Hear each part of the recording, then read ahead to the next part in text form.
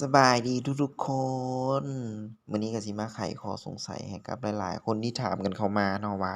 ไอ้ตุ้ยเจ้าเฮ็ดเพลงอยู่ไสเจ้ามีสตูดิโอเจ้ามีห้องอัดบ่เจ้ามีจั่งใดข้อยมื้อนี้ข้อยสิมาไขข้อสงสัยมาตอบให้เลยเนาะข้อยบ่มีสตูดิโอข้อยบ่มีห้องอัดคือข้อยมีมันอยู่ในโทรศัพท์นี่เนาะทุกคนและนี่ก็จะเป็นเดโมผ่านๆมาของข้อยที่ข้อยได้เฮ็ดออกไปเนาะผลงานเพลงแต่ละเพลงที่ข้อยได้เฮ็ดเรียบร้อย และปล่อยออกไปเป็นบางจำนวนเนาะและนี่คือเพลงล่าสุดของข้อยที่ข้อยปล่อยออกไปเนาะSmoke Weed เดี๋ยวเราจิ้มเข้าไปเบิ่งสตูดิโอว่ะเนี่ยเฮ็ดกันในโทรศัพท์รถ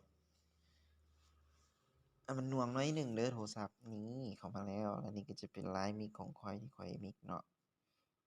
อันนี้ก็จะเป็นเสียงต่างๆที่ข้อยมิกลงไปหลายเติบเดี๋ยวเรามาเปิดฟังกันเบิ่งคร่าวๆ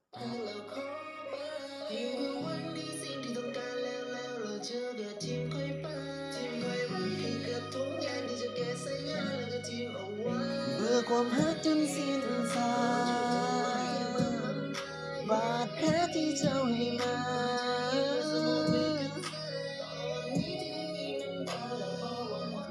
นี่แหละเนาะ